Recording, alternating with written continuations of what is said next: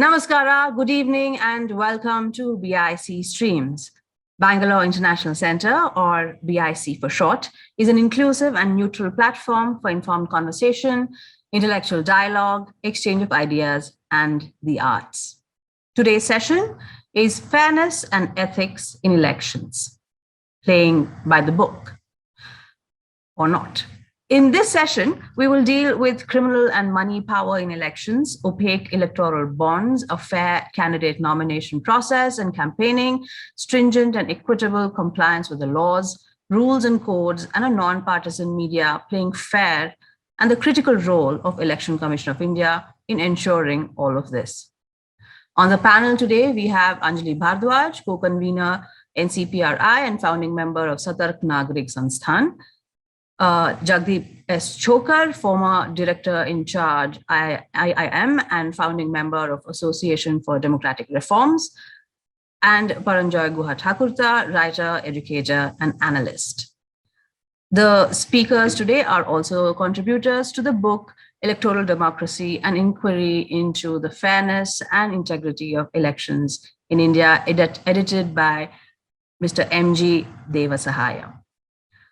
The full bios of the speakers will appear in the chat box, which is at the bottom of your Zoom screen.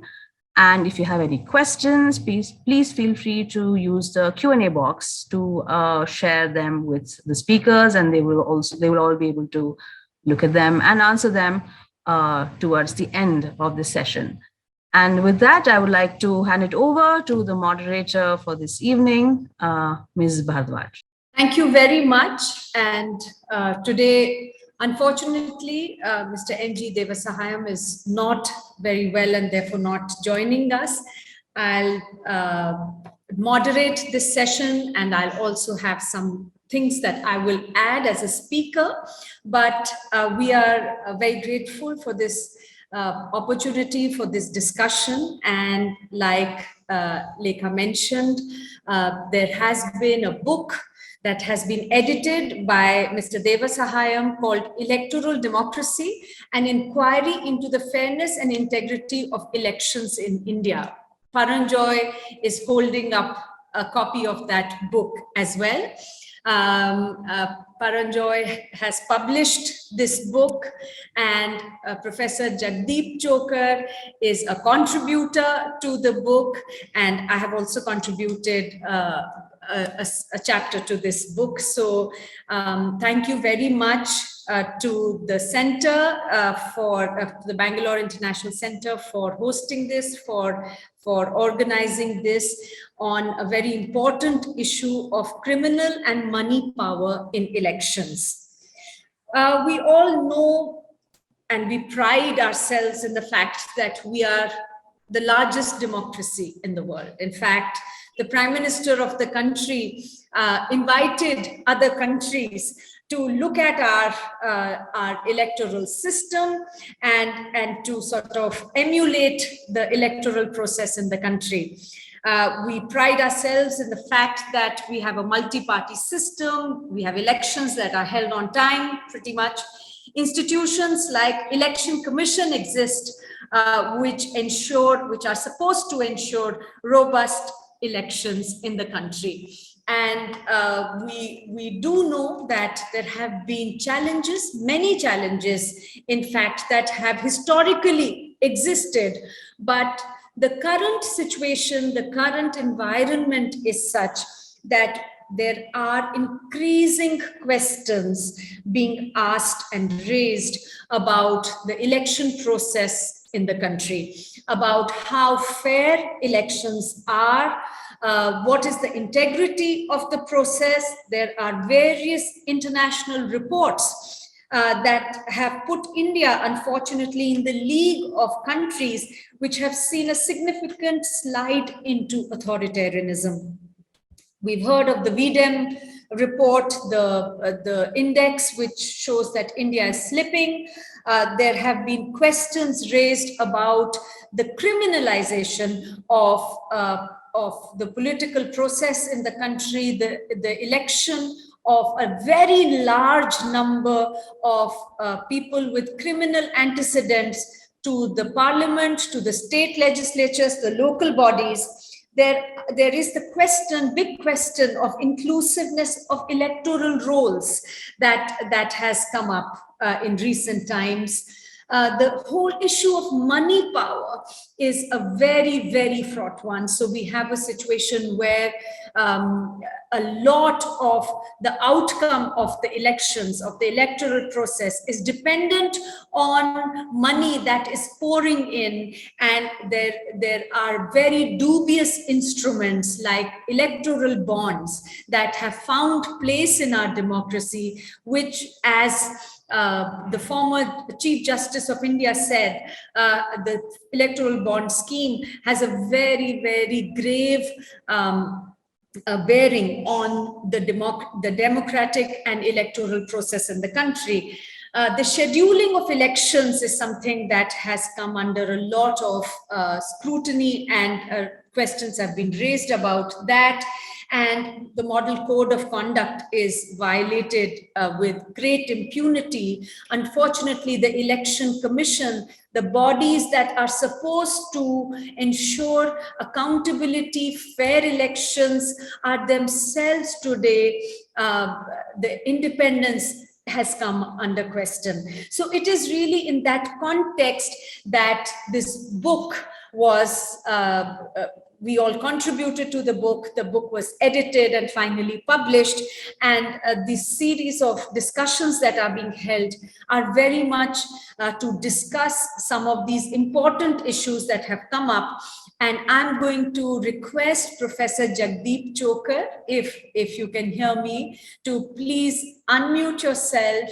And yes, Professor Chokar needs no introduction. He's one of the leading activists who has been raising the issue of criminalization in money and money power in the political system.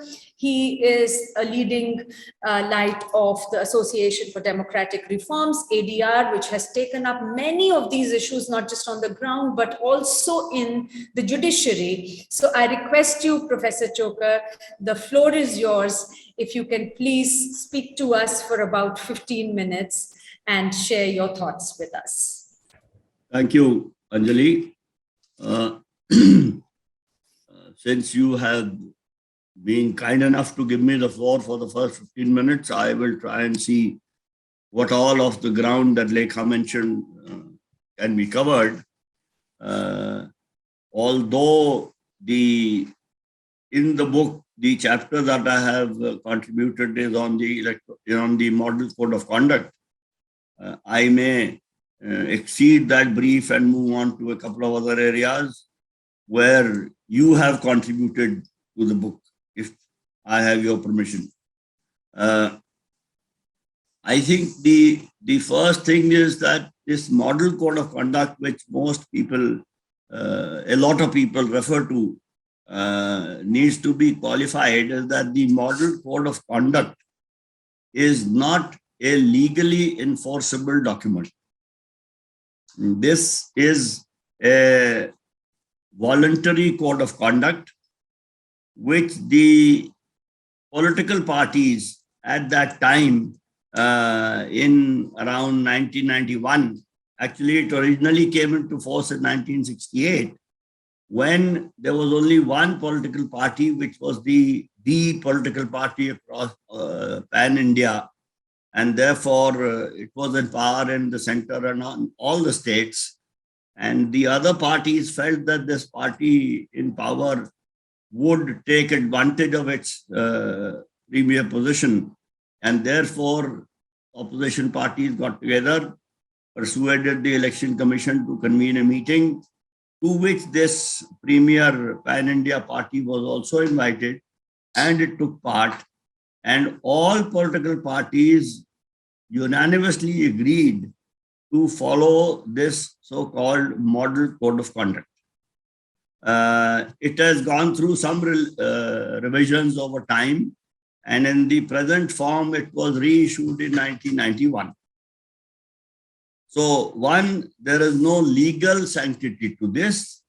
Two, whether there is a legal sanctity or not, it is a document which is been voluntarily accepted by all political parties. So it may not have any legal sanctity, but as some people have over time said, it is not a model code of conduct, it is a moral code of conduct. So whether it is model or moral, it is expected that all political parties will follow it. And if they don't follow it, then the Election Commission has the role of an umpire or a referee to make sure that this is followed. And any political party or a candidate which does not follow it, the Election Commission takes or pretends to take some action against them at times. So this is the origin of the document. When I first read the document many years ago, and I have read it again and again several times subsequently, I have always been struck by the fact that there is nothing earth-shaking in the document. All the document says is that the political party or the candidate will pretty much follow the law of the land, which means that if it has been agreed that the campaigning will cease at 10 p.m., it will cease at 10 p.m. If it doesn't cease at 10 p.m., then the Election Commission takes some action. But over the years, and particularly in the last, maybe 7 to 10 years or 7 to 8 years, there has been some questions and very serious questions about the implementation of the Model Code of Conduct, whether the Election Commission of India is consistent in applying the provisions of the Model Code of Conduct to various political parties and candidates. So one is that it is not consistent in the sense that the same action in some cases is taken very seriously and notices are given, and sometimes orders for registering FIRs are given. But in another case of a political party or a candidate, the same action does not require any, does not require, but does not elicit the same response. So therefore, that inconsistency in implementation is a serious issue. And over time, there is a pattern which has been, which seems to me to have been clearly observable, that it is rather lax with the party in power. Now, there have been such instances in the 2009 Lok Sabha election, which have been documented in the book. But in the recent election to 5 state assemblies, the same situation has happened. And I personally can say that there have been 2 major instances where I believe, and some people believe, that there were violations of the Model Code of Conduct, which were ignored by the Election Commission of India. And I will not hesitate from mentioning those because I have also done something else about them. One is that the polling in the state of Uttar Pradesh was to begin on March 10, if I am not mistaken. No, on February 10. February 10, and on February 9, in the evening from about 8 p.m. to 9 p.m., there was a very extensive interview with the Prime Minister, which was telecast on all major television channels, all commercial channels. And bulk of the conversation in that election was about, in that interview was about the election.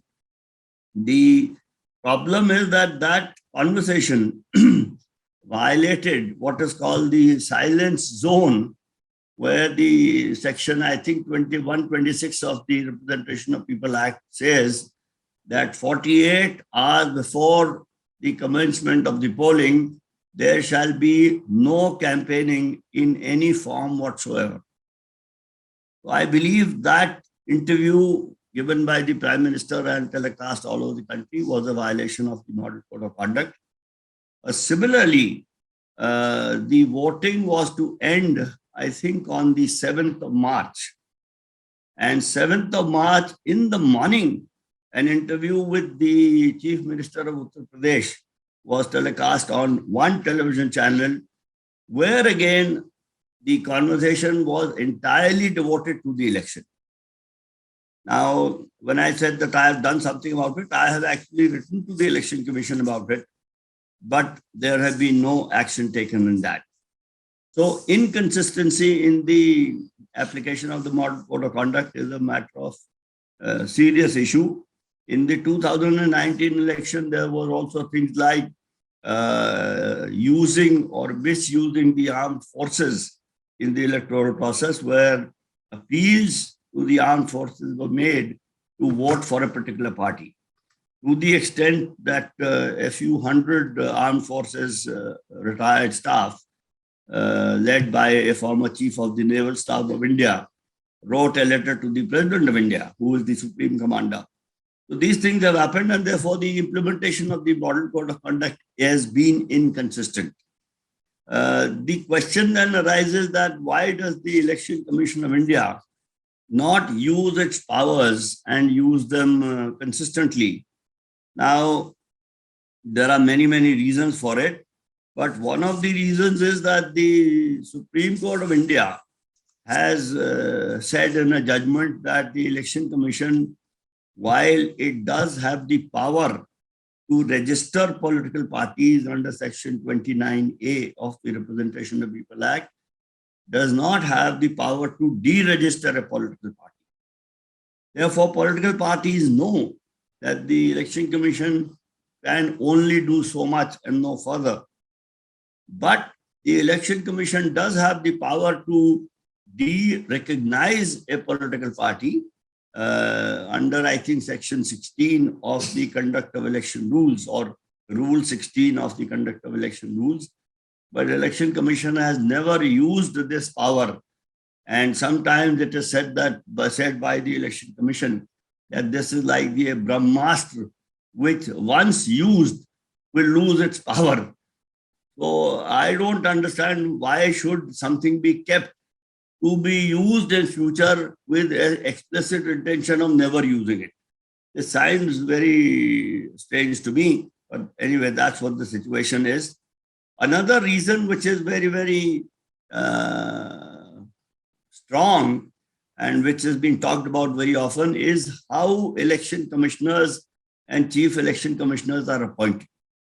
The Constitution of India says that the chief election commissioner shall be appointed by the President of India, and the chief election commissioner will have the same protections like a judge of the Supreme Court of India, who cannot be removed except through a process of impeachment where 2/3 of majority of the parliament, etc., are required. Now, the chief election commissioner has this protection, but the election commissioners do not have this protection.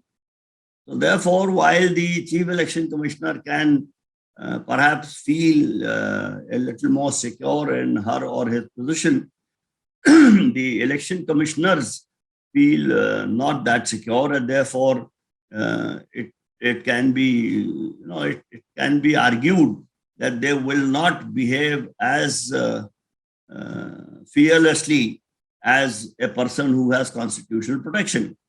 So one thing is that the election commissioners should be given the same protection as the chief election commissioners. The other issue is that while the chief election commissioner can be dismissed this way, well, not other related to this, the election commissioners can be removed from their position on a recommendation by the chief election commissioner. So therefore, the position of the election commissioners is somewhat tenuous.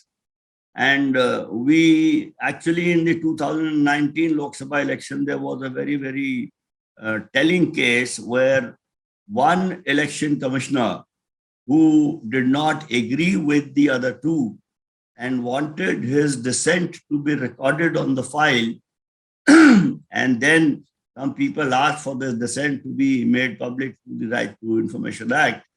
The Election Commission, by a majority of 2-1, not surprisingly, decided that they will not be revealed. And that particular election commissioner who dared to disagree, if I may use the expression, by a strange coincidence, his family members, including his wife and his son, etc., were visited upon by the enforcement directorate and so on. And finally, as it happened, this person resigned as an election commissioner. And of course, he went on to join another position with the International Multilateral Agency. Now, these kinds of incidents do not evoke great confidence and trust in the election commission as it currently exists.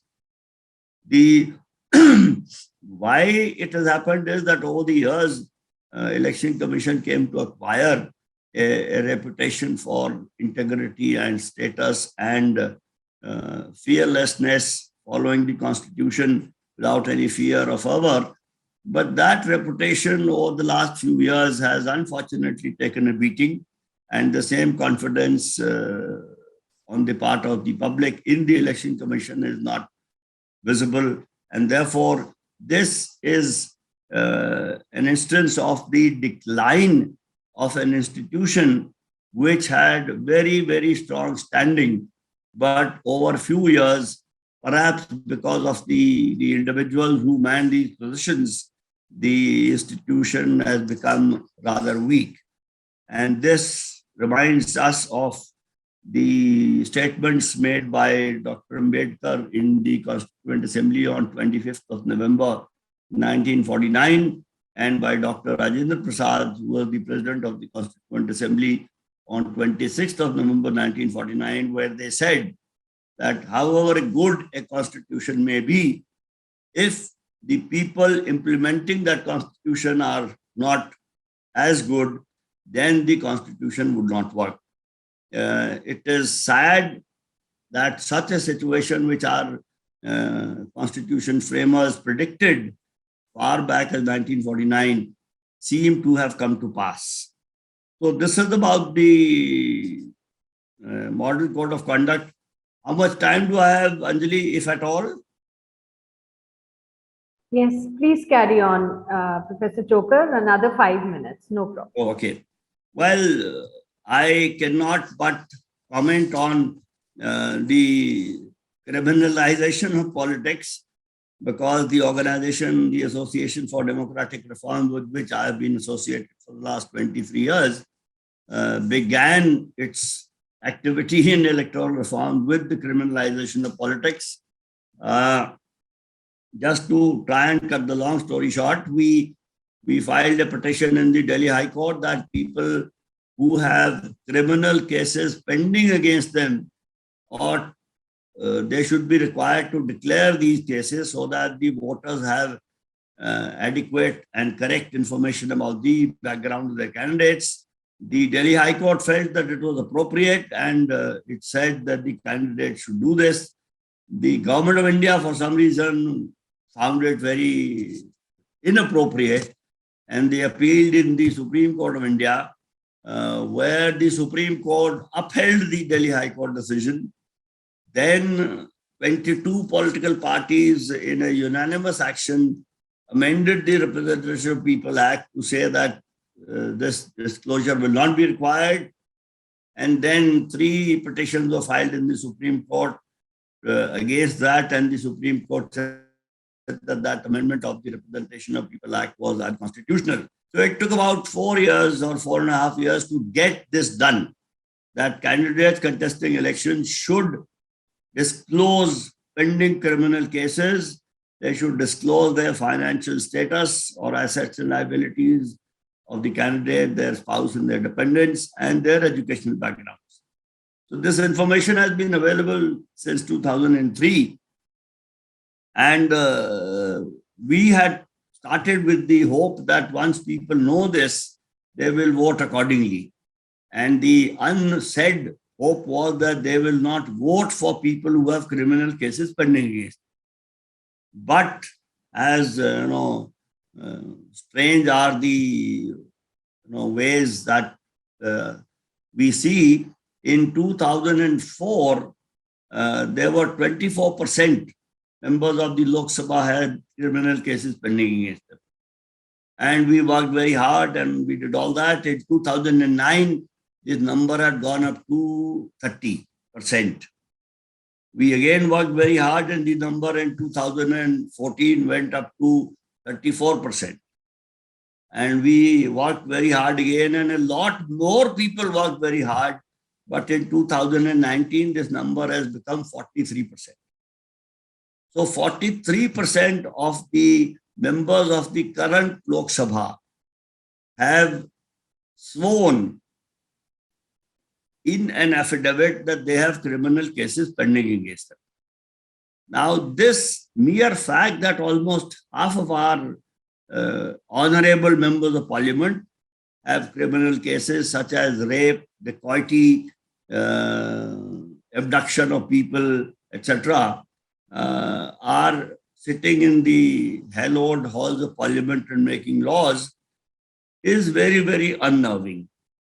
Now, over time, we have tried to understand why this happens. And we have discovered that despite of all the reasons given, political parties find it much more convenient to give tickets to such people who have criminal cases against them rather than to people who do not have criminal cases against them. This may sound very, very anachronistic, but we also do an analysis as to how many constituencies have 3 or more candidates who have criminal cases pending against them. Because regardless of the number of candidates in any constituency, the candidates who have a realistic chance of getting elected are pretty much 2 or 3. And for the last few elections, we have consistently found that almost 50% constituencies have 3 or more than 3 candidates who have criminal cases against them. Therefore, voters have very little choice and political parties determine or control the choice that the voters can exercise. And that is why such people who have criminal cases pending against them find themselves in legislatures. There have been multiple arguments given that these cases are frivolous.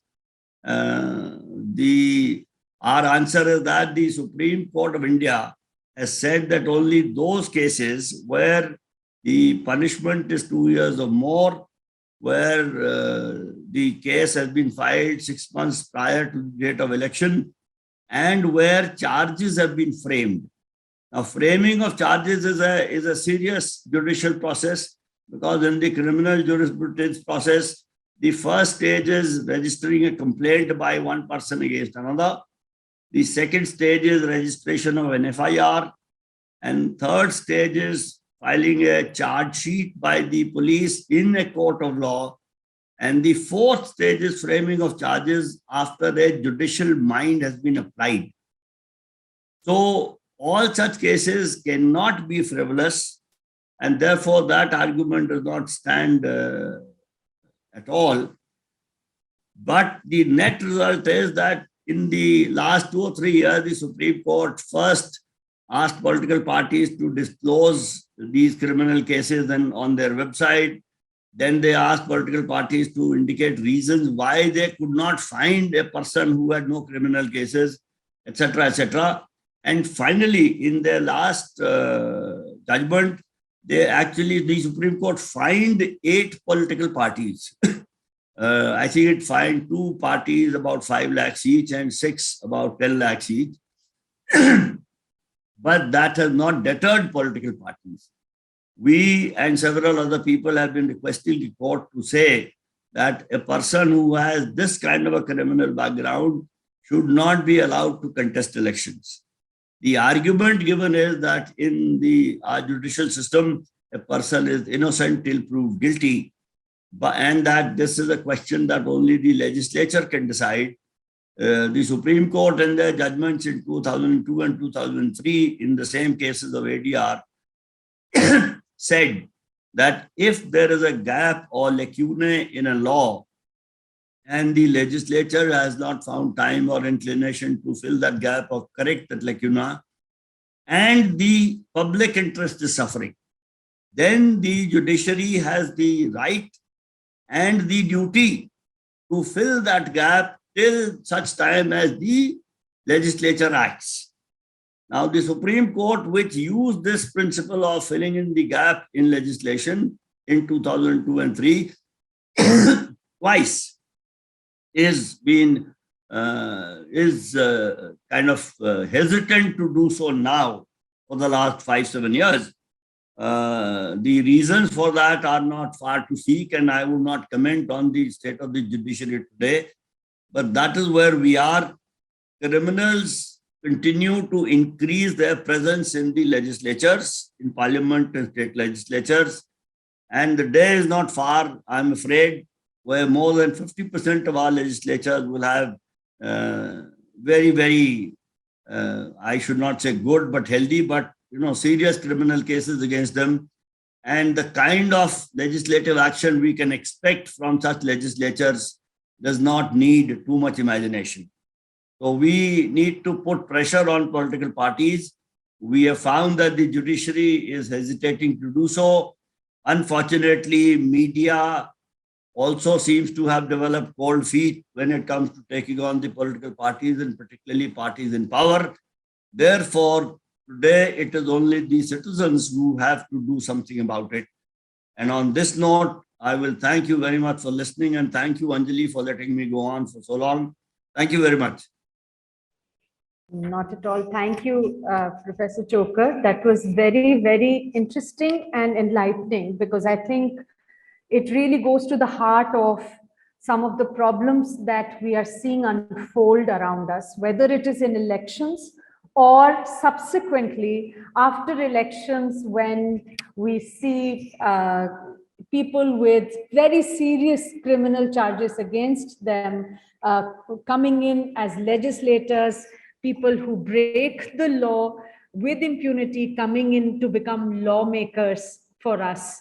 So this was, and I think all the data that you presented, which ADR has so painstakingly collected and analyzed over the years, is very, very useful as well. So thank you very much, Professor Chokar. We'll come back for discussion and question and answers.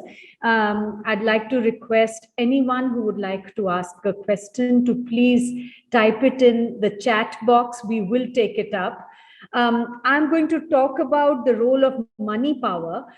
Okay, so shall I then seek your indulgence to take forward from where Professor Chokar left off, which was really this huge infirmity about the criminalization of elections, the criminal candidates with criminal antecedents coming in. And like he said, that despite having information, it is really ironic that people vote for these candidates, but it is also true that political parties leave people with very little choice. And one of the reasons why we are seeing this criminalization is the nexus between money power and criminals. So what we are seeing increasingly is those people who were earlier funding elections from behind are really coming forth and themselves fighting elections and reaching the legislature. One of the very, very important issues which has been undermining credibility of the election process, the political process and governance in our country is the influence of money power in elections. The money that comes into political parties, its political party funding is one of the major fountainheads of corruption in our country, of black money, of money laundering in our country. There is a stipulated ceiling on expenditure by candidates when they go to fight elections, but there is no limit on party expenditure in each constituency. So there is a big problem, because we know how money is used to influence votes, to influence the outcome of elections, and how big money then is increasingly finding a way to influence the elections and the electoral process in the country. It's not simply the electoral process, it's really also what happens between elections. Because finally, we all know that money speaks. So when political parties are accepting money from certain sources, eventually they are bound to them and are having to make policies, to make laws which will benefit these funders. And what is required in a democracy, in a vibrant democracy, functioning democracy, is that every citizen, before they cast their vote, should know about their political party, the source of funding, where they're getting their funding from, and how much funding they're getting from each source. Because finally, that is one piece of information that citizens must have before they cast their vote, so they know that who those political parties are likely to work for and to create policies and laws for after they are voted to power. It is political parties who win that form governments, who then go on to make policies, and it is those candidates who then win and go to parliament, go to the state legislature and formulate laws. So this one a piece of information is something that we have needed. And unfortunately, because of a clause in the Income Tax Act, parties were exempt from disclosing sources of donation less than 20,000 rupees. And this particular clause was used very extensively by parties to deny information, not put out information in the public domain about who their donors were. So a large sum of money would be obtained from certain donors, and that would be obtained in cash, and it would be shown as multiple small donations of less than 20,000 rupees each. So creative accounting basically allowed parties to take very large sums of money from large corporates, companies who wanted to influence political parties, and those donations were taken in cash and were broken down, and receipts of 19,900 rupees or 19,000 rupees were regularly made to show that these were small donations that were coming in, so that the source of that donation did not have to be revealed. Now, this basically violated people's right to know. It opened the space for a lot of donations, large donations, to come in from certain sources and from corporates, from large businesses, who then went on to influence parties and therefore policies and laws that were made. So what was required was to do away with this provision of anonymous funding totally. Unfortunately, what we saw was that when the BJP came to power, and of course, one of the promises that was made was greater transparency, was to say that we will infuse greater transparency in political party funding. And when they brought in the whole notion and the instrument of electoral bonds, it was hoped that it will bring in and usher in an era of transparency, and it will do away with anonymity. Also, the then finance minister introduced the electoral bonds as doing away with opaqueness, as ensuring that there was no black money that would come into the system, and ensuring that only white money and money through check would be brought into political parties. But what we saw unfold was something which was very alarming and exactly the opposite of what was promised. Through the finance bill in 2017, 4 laws were amended. And this basically was, these amendments were brought in to enable the electoral bonds to be set up. The first law that was amended was the Reserve Bank of India Act 1934. Section 31 of the RBI Act was amended to empower the central government to authorize any scheduled bank to issue electoral bonds and to also issue a scheme for operationalization of the electoral bonds. So the electoral bonds were to be brought in as a scheme, and it was the central government that was empowered through these amendments to the RBI Act to bring in a scheme and to actually authorize any scheduled bank to issue these electoral bonds. The second amendment that was brought to the Income Tax Act. Now, the hope, of course, like I said, was that the Income Tax Act would be amended to do away with the provision of anonymous funding. But what was done was that Section 13A of the IT Act was amended in two important aspects. One was that voluntary donations to political parties exceeding 2,000 rupees could be made only through check or demand draft or an electronic transfer.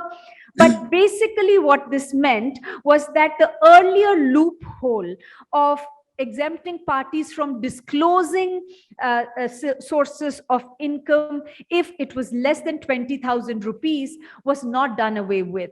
It simply, that amount was reduced from 20,000 to 2,000 rupees.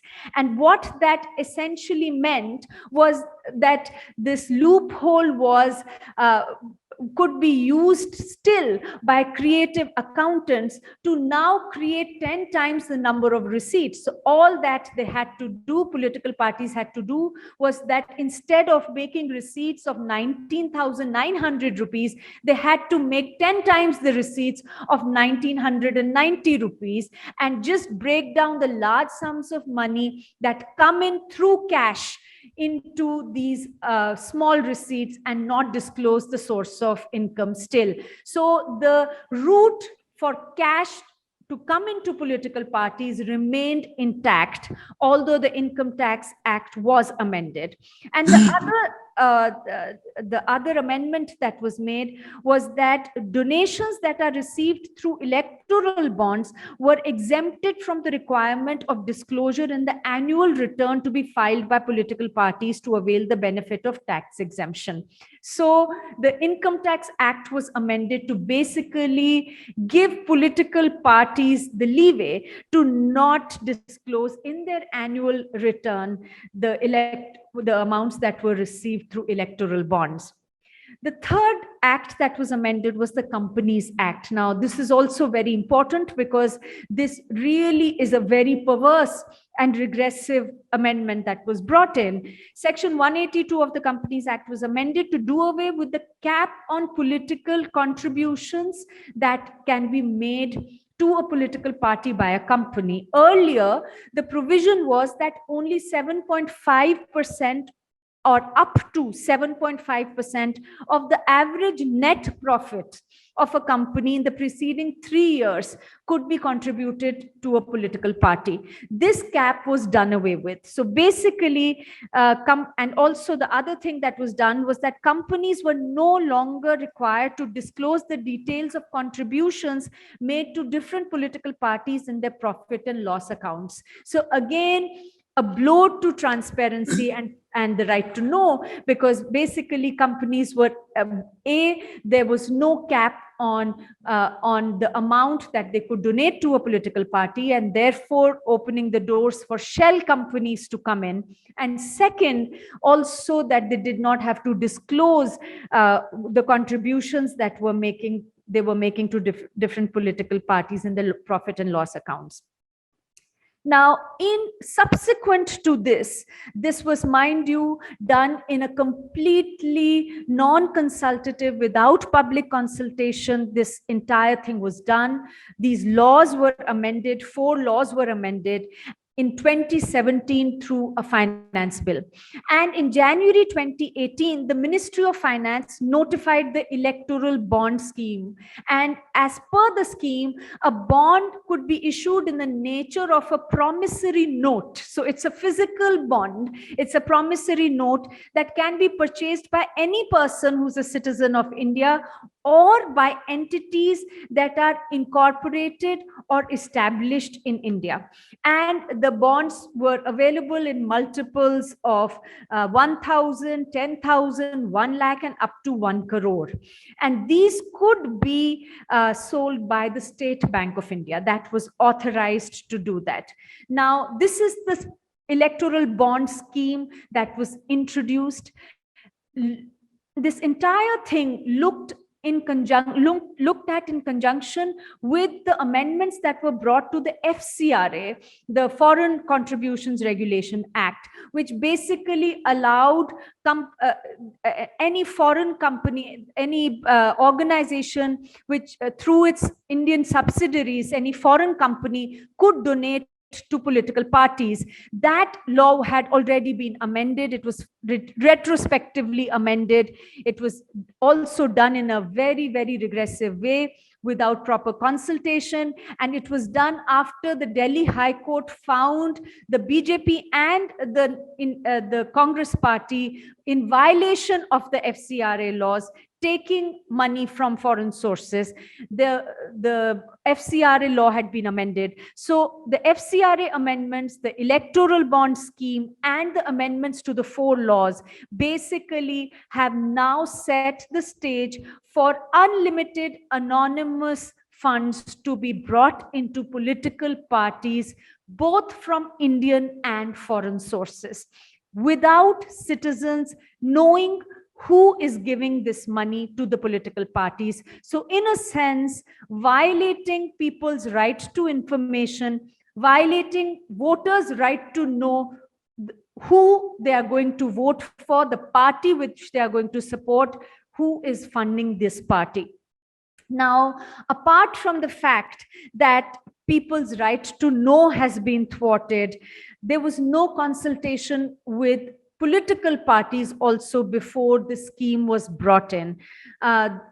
Information that has been obtained under the Right to Information Act has shown that the proposal to consult political parties and the public was struck down after a meeting chaired by the Prime Minister. So there were no consultations that were held on the electoral bond scheme.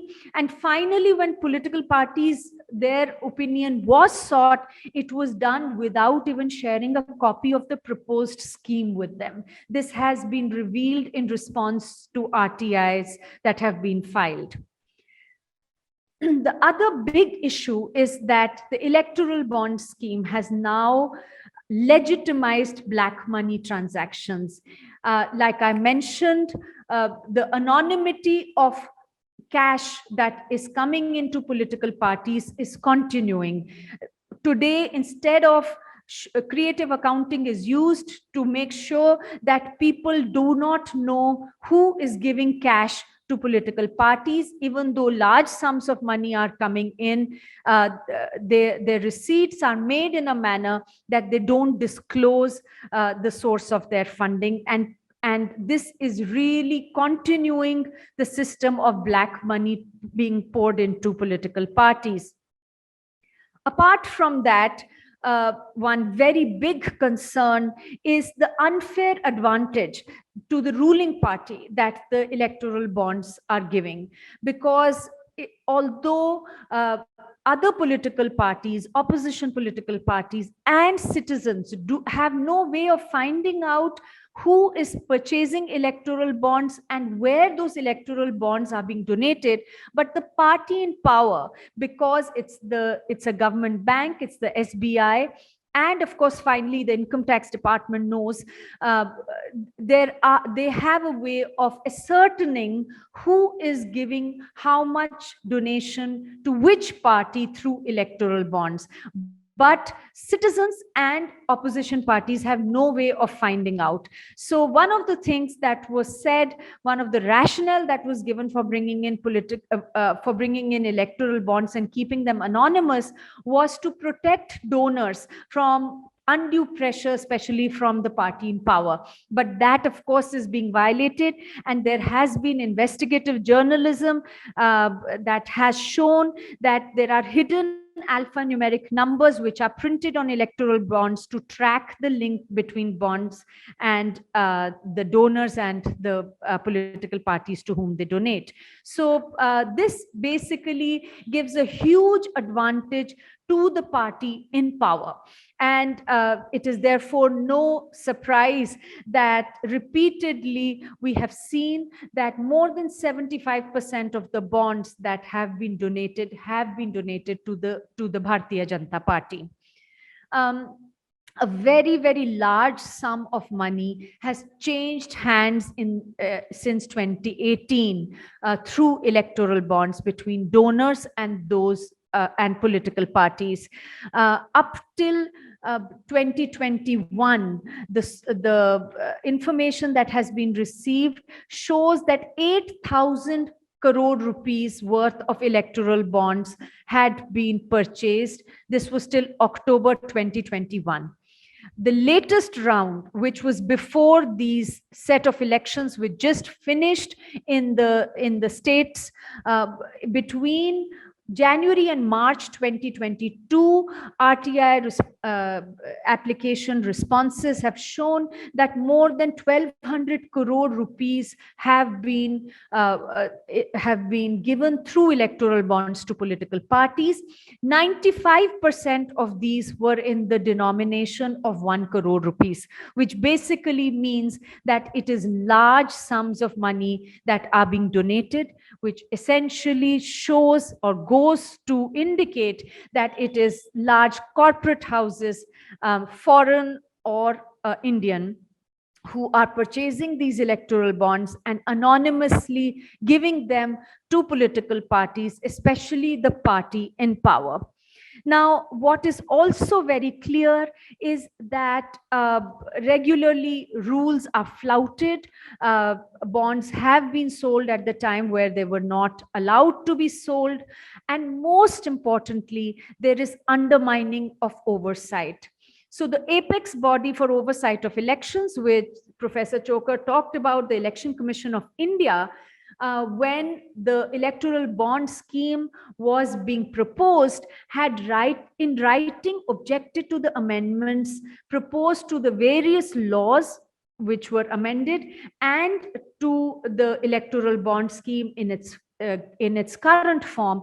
The ECI had said that these amendments and the bonds will have a serious impact on transparency aspect of political finance and funding of political parties. The Election Commission stated that the exclusion of electoral bonds from the ambit of reporting to the ECI is a retrograde step as far as transparency of donations is concerned, and this proviso needs to be withdrawn. It also said that in the absence of reporting on electoral bonds, the ECI, the Election Commission, would not be able to ascertain whether the donations received were in compliance with the statutory framework governing political parties or not. So the ECI objected to also the amendments to the Companies Act, expressing its apprehension that removing the safeguard would allow companies to contribute not only a certain percentage of their average profits, but it would lead to increased use of black money for political funding through shell companies. So these are all things that were given in writing by the Election Commission of India to the Ministry of Finance when the electoral bond scheme was being proposed. The commission demanded that amendments should be modified to require political parties to provide full details of funds that they receive through electoral bonds. Similarly, the RBI, the Reserve Bank of India, wrote numerous letters, the then governor, Mr. Urjit Patel, wrote to the government repeatedly saying that objecting to the scheme, and said that they should not be issued in physical form. And it was stated that allowing non-sovereign entities to issue bearer instruments raised concerns regarding these bonds being misused for money laundering. So the RBI raised concerns repeatedly with the government about money laundering happening through electoral bonds. The Committee of Central Board also expressed serious reservations about the issuance of bonds in physical form. It highlighted the risk of forgery, of counterfeiting, and also said that black money will change hands, and it would lead to a huge increase in black money in the system. And finally, the RBI governor in a letter said that the issue of electoral bonds in scrip form is fraught with serious risk of money laundering, as consideration for transfer of scrips from the original subscriber to a transferee, and therefore thereafter till it is eventually given to the political party for encashment, will be paid in cash. This will leave no trail of the transaction, and in the process of providing anonymity to the contributor to the political party, anonymity will be provided to several others in the chain of transfers of the electoral bonds, and through shell companies, basically also it was felt that money laundering would happen in a very big way.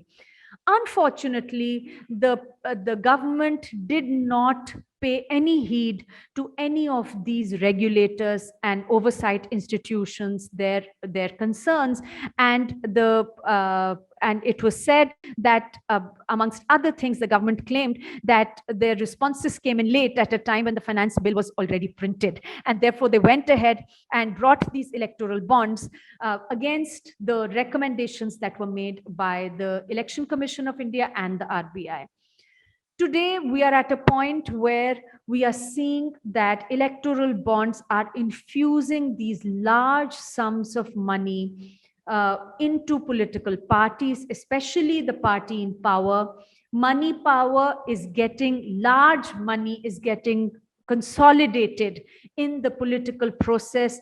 It is undermining our democracy. It is undermining the electoral process. There has been a challenge to the electoral bond scheme that is pending in the Supreme Court of India. Unfortunately, like Professor Chokar said, despite more than 3 years elapsing and many elections coming and going, including a general election, we haven't seen the Supreme Court of India making the time to adjudicate on this very important issue, despite the fact that the former Chief Justice of India went on record to state that electoral bonds they pose a very grave threat to our democracy and to the electoral process itself.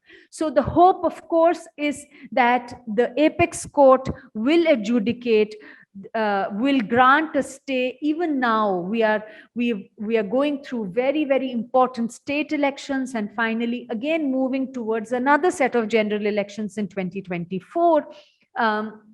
What is required is for this scheme to be scrapped and for the regressive amendments that have been brought into the various laws to be reversed. I'll stop here.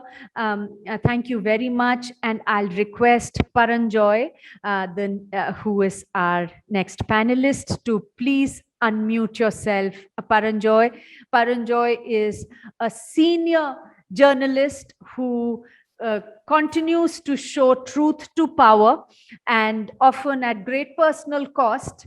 And Paranjoy is also the publisher of this important book that has been edited by Mr. Devasahayam. The floor is yours, Paranjoy, and I request you to speak for the next 15 to 20 minutes. Anjali, thank you very much for giving me this opportunity. I thank the Bangalore International Center and all the participants and all those who are listening in. So let me quickly summarize some of the main points that are there in the particular chapter that I've contributed to the book. But before I do that, and I'm going to touch on a few other points, as a publisher, I do consider it's in my self-interest, enlightened, even if it's not enlightened, to request everybody to buy this book. If you want a concession on it, please write to me. Please write to paranjoy@gmail.com, paranjoy@gmail.com. For bulk orders, we'll definitely give a good discount to whoever's interested. I also wanted to point out that we brought out this book in Hindi. We would like to bring out this book in different languages. But at this particular juncture, I can say I lack the financial resources.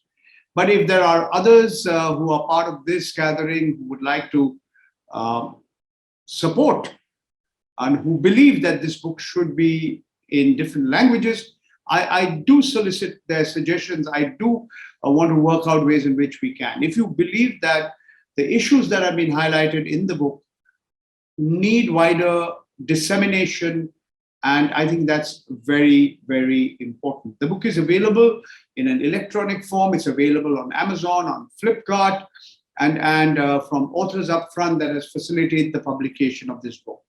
We are hopeful that we will be able to bring out a second edition of this book in the not too distant future and include in it a chapter on Uttar Pradesh, the recent elections in Uttar Pradesh, as well as in Punjab, in Uttarakhand, Goa, Manipur, and so on and so on. And these are the five, the three small states and the two large states that recently we had assembly elections.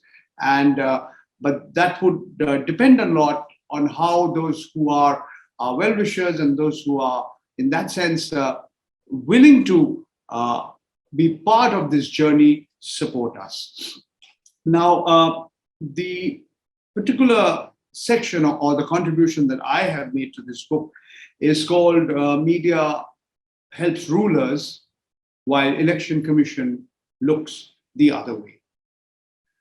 So that summarizes what I have written. And I've started by pointing out how India's mediascape, which is a word, by the way, coined by an Indian academic, mediascape, the ecological system of the mass media, mass communications in this country, it has changed across the world, and certainly in India, it's changed dramatically in recent years.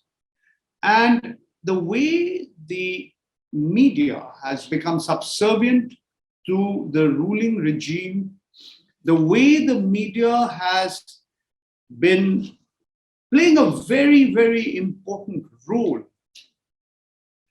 in supporting the government, in spreading Islamophobia, which you could argue is an agenda of the ideological parents of the ruling Bharatiya Janata Party, have all been unprecedented. But before I expand on some of these issues in greater detail and the silence of the Election Commission of India, on which the speakers before me, Professor Jagdeep Chokar and Ms. Anjali Bhardwaj, have dealt with it and dwelt on at considerable length, let me briefly outline that the whole media scene across the world and also in India has changed dramatically.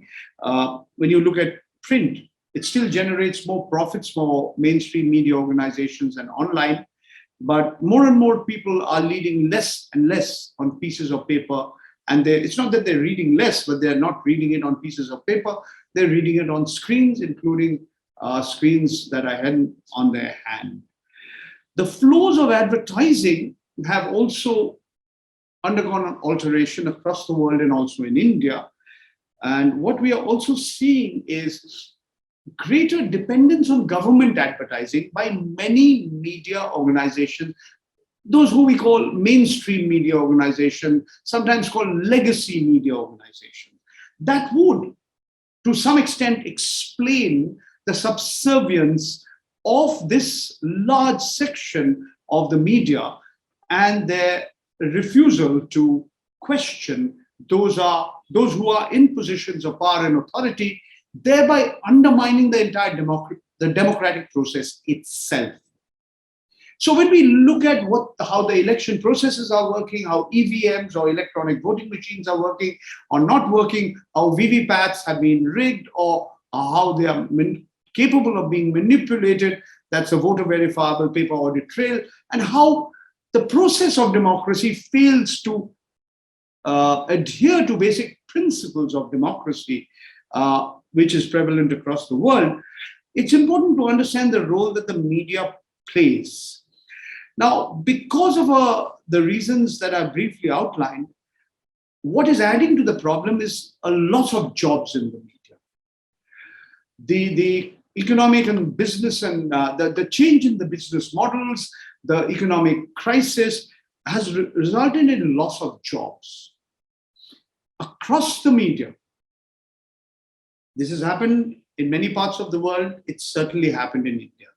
And what we have seen also, simultaneously, expenditure on reportage, research, and investigations have all been curtailed or constrained. And all of these have had an important role in undermining democracy. And if you look on the media as the proverbial fourth pillar of democracy, then for a variety of reasons, they are not able to play that role. Even if you judge the way the media performed not very long ago. Now, among the several factors that have contributed to the changes and the distortions in the way the media has been functioning, including the way we communicate with each other and with one another, is, of course, the way the internet has spread. And many of us, very honestly, did not anticipate the sheer scale of change and the speed at which it will change. I'll just give you a few sets of figures to illustrate my point. There are, in 2019, on the 1st of January 2019, there were an estimated 900 million voters in this country. 900 million, 90 crores, out of a population of roughly about 135 crore. Out of 135 crore people in India, roughly 90 crore were eligible to vote. That means they were above the age of 18 on the 1st of January 2019. The number of SIMs, SIMs, subscriber identity modules, in existence in India today is in the region of 118 crore. This number fluctuates, but it is in the region of 118 crores. What does this mean? It simply means that even if there are several people with more than one SIM in their mobile instrument, in most parts of India, not just the cities, not just even the small towns, but across the length and the breadth of the country, in the hundreds and thousands of villages and small hamlets in this country, there are more SIMs than human beings. The number of mobile phones and the number of smartphones in this country, there are various estimates or guesstimates. But let's look at one figure, WhatsApp. According to WhatsApp, according to the government of India, there are an estimated 500 million users of WhatsApp, 50 crore. That's how big it is. It's the biggest in the world. Now, if you have that many people who are today using this end-to-end encrypted mechanism, you also have to understand the limitations of it. It has become the primary vehicle of the spread of misinformation, disinformation. Now let's move quickly to some of the points that I've covered in the chapter, and given the limitations of time, I will not elaborate on many of these points. The media is, of course, a weapon of political propaganda. And that includes the disinformation and the misinformation. It's not that political propaganda is new or disinformation is new, but the media ensures that the speed and the scale is unprecedented.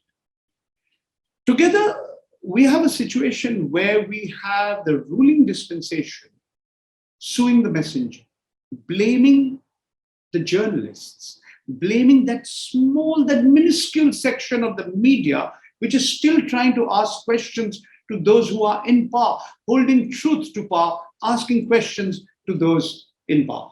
On the contrary, when the media calls out the lies blatantly put out by the government, they are targeted. I'll give you one example to illustrate my point. On the 31st of March 2020, less than a week after an unprecedented lockdown was announced by Prime Minister Narendra Modi on television, in the Supreme Court of India, the Solicitor General of India, Mr. Tushar Mehta, presents a statement put out by the then Secretary Ministry of Home Affairs, Mr. Ajay Bhalla. And what does it say? It says that there was not a single migrant worker on the country's highways. It's about as brazen a lie as you can talk about. We can discuss this subject in greater detail. But what we witnessed was internal migration of the likes we've never seen in this country. Not even 80 years ago, when the subcontinent was partitioned. Many could argue that it's the world's biggest internal migration. Be that as it may, what is happening is instead the same Supreme Court, earlier the same day, says that the media should stop creating panic by disseminating fake news about the ongoing crisis before first ascertaining from the government true and factual information. Imagine, this is what the Supreme Court tells you. When the government itself is lying, who holds the government accountable? We've argued, and several of us have argued, and there's some of it in the book, the Election Commission failed to curb fake news before the 2019 Lok Sabha elections and even the more recently conducted Vidhan Sabha elections in Uttar Pradesh, Punjab, Uttarakhand, Goa, Manipur. There are various reasons. There's been a report produced by the Election Commission of India itself, a group of expert committees. It was set up by the Election Commission in January 2018, and it was submitted in January 2019. The contents of the report were not known till after more than 6 weeks after the results of the elections were declared on the 23rd of May 2019. It was absolutely clear what had to be done, the guidelines and the codes. But the Election Commission of India chose to turn a blind eye. This report says that the Bharatiya Janata Party of India was the only political party among many that the committee members consulted whose representatives categorically opposed a ban on electoral advertising on all media during the 48-hour so-called silence period prior to polling that has been mandated in the Model Code of Conduct. Professor Chokar has dealt with this whole issue of the Model Code of Conduct in greater detail and why it's not legally mandatory. But what we see is that the guidelines of the Election Commission of India were a carbon copy of what industry wanted. And what did the industry want? If a post gets viral, it's good business for Facebook. It doesn't matter whether what is going viral is true or untrue, false or fake. That is the business model. Virality is the business model. And what goes viral? Sensational, false, fake, disinformation, misinformation. So this is the post-truth world, and this is the world that we are in at this particular point of time. Several reports have come out on the role of Facebook, the role of WhatsApp, which, by the way, the name of the company has changed. It's called Metaverse, but within it comes Facebook, WhatsApp, and Instagram. A senior official of Facebook in India, Aarti Das, had quit her job in October 2020 after several media reports by the Wall Street Journal, among others, Time Magazine, Aussie, BuzzFeed, talked about how she chose to turn a blind eye to earn money. The hateful speech, the incendiary speech that was allowed to be disseminated widely on Facebook. In mid-March, Al Jazeera has put out a series of reports, and one of the reports points out how a particular company, interestingly called Newj, N-E-W-J, Newj, the new emerging world of journalism, is the way many people in India pronounce N-E-W-S, Newj. This company, its ownership changed hands. It's currently owned by the corporate group headed by the richest man in India, or certainly one of the richest men in India and one of the richest men in Asia, Mr. Mukesh Ambani. And it talked about how this particular organization exploited a loophole in the guidelines of the Election Commission of India on surrogate political advertising. The Election Commission of India knows exactly what surrogate political advertising is all about. In October 2013, it said, no, we should do something about it. It has done nothing about it. So whether the social media should be part of the electronic media, it's done nothing about it. The Election Commission of India said, yes, the social media, that's Facebook and Twitter and Instagram and WhatsApp, should be part of the electronic media, but it's not part of it. So this brazen loophole in the law has been used and abused by friends of the Bharatiya Janata Party and friends of Mr. Ambani to put out a huge amount of fake, false, hateful, incendiary information. Please read those articles in greater detail if you want more information. I've already, I think, exceeded my time, Anjali. This is a subject I can go on and on, but I'll just request everybody, do your bit to support those who are speaking here with you. Do your bit, buy the book, get the book translated, and do your little bit to help us. Thank you so much. I'm sorry I'm giving you this little sales pitch as a publisher, but well, I stop here and I'm open to answer questions. Thank you very much, Paranjoy. We do have about 10 minutes now. I'm going to, I don't see many questions in the chat box and the Q&A box as of now. I'm going to now turn to Professor Chokar and Jagdeep ji, if you can, in the next 3 minutes, please tell us what you see as the way forward. What needs to be done to ensure fair elections and to ensure the integrity of the electoral process in the country, the model code of conduct, the violations of that, criminalization in politics. You talk to us about it, but what can be done, the salient key issues that you want to flag? Thank you. Well, I don't know what salient key issue should I pick out, because there is too much to be done. But if I were to sort of force myself to limit the to be done to a few, I think there are essentially two things that we need to do. And actually they are related to one another. So the first is that we need to introduce internal democracy in the functioning of political parties, not only to introduce, to enforce it by law. Now, because there is no other way it can be done. And the reason I say so is that I have, and since Paranjoy tried to plug in the book, let me plug in myself. There is a TEDx talk that I gave in Jaipur many years ago, the title of which is Where Does Government Come From?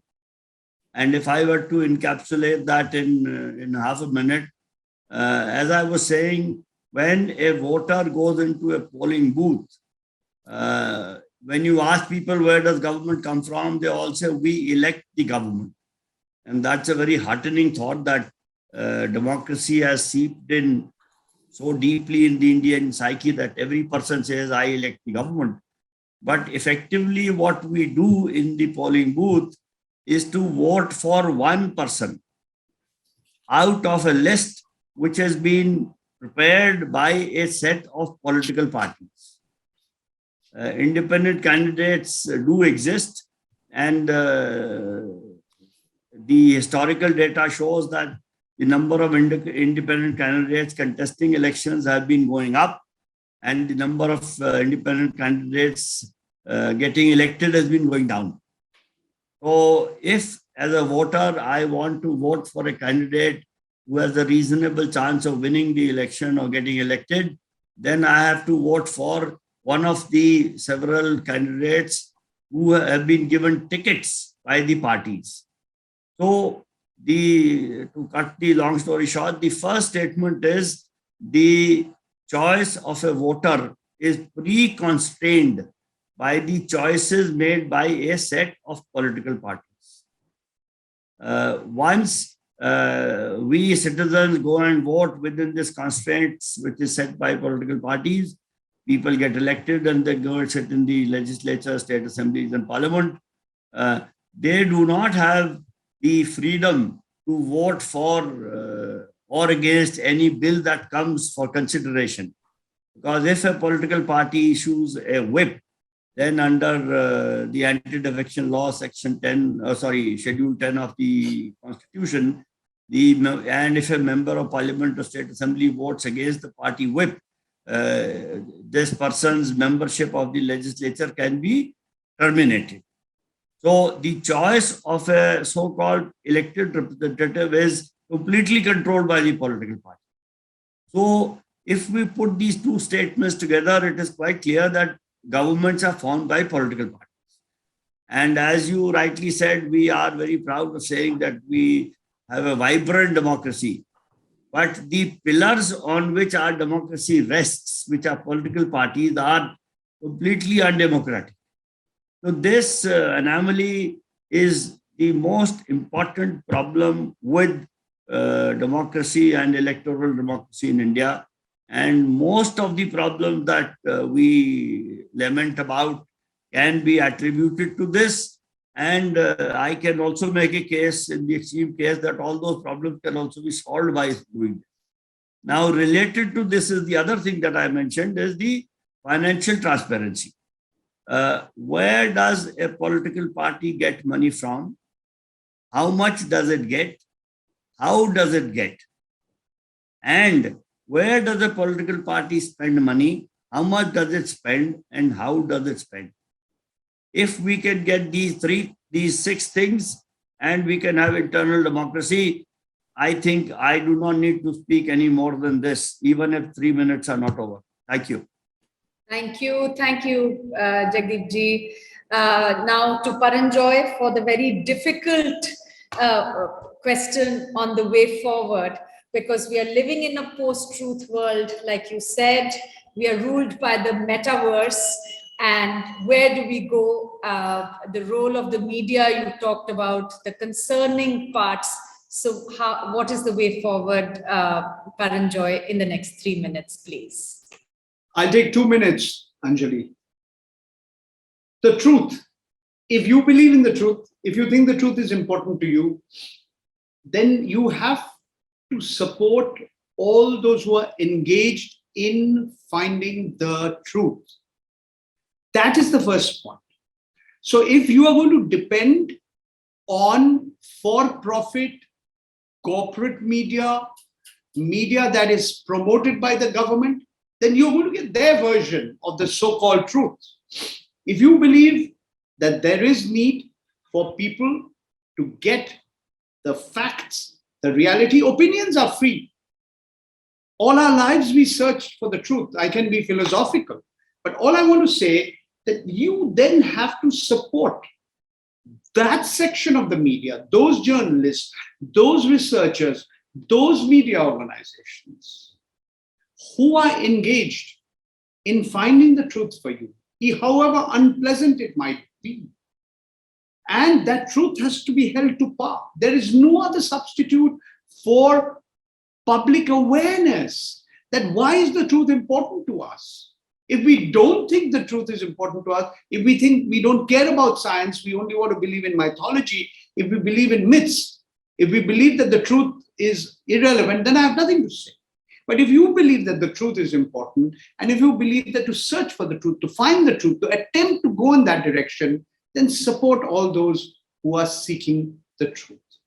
And that's really what I have to say, Anjali. I hope that was done in 2 minutes. Yes, that was indeed, Paranjoy. Thank you so much.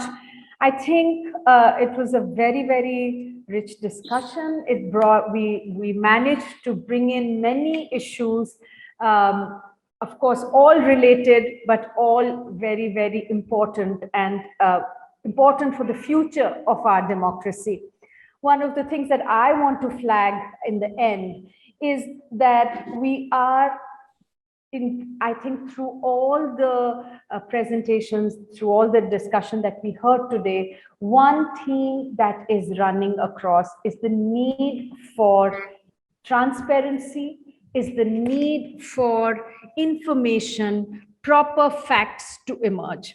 And I think that what is really important is that political parties, which are at the heart of our electoral process of politics, need to be transparent.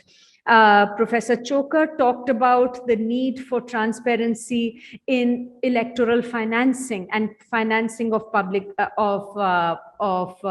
political parties. I want to here bring in the fact that there was a landmark CIC, Central Information Commission judgment, wherein Professor Chokar did not refer to it, but wherein 6 national political parties were asked by the CIC, were told by the CIC that they are public authorities under the ambit of the Right to Information law, which means that they had to appoint public information officers and to respond to queries under the law, under the Right to Information law.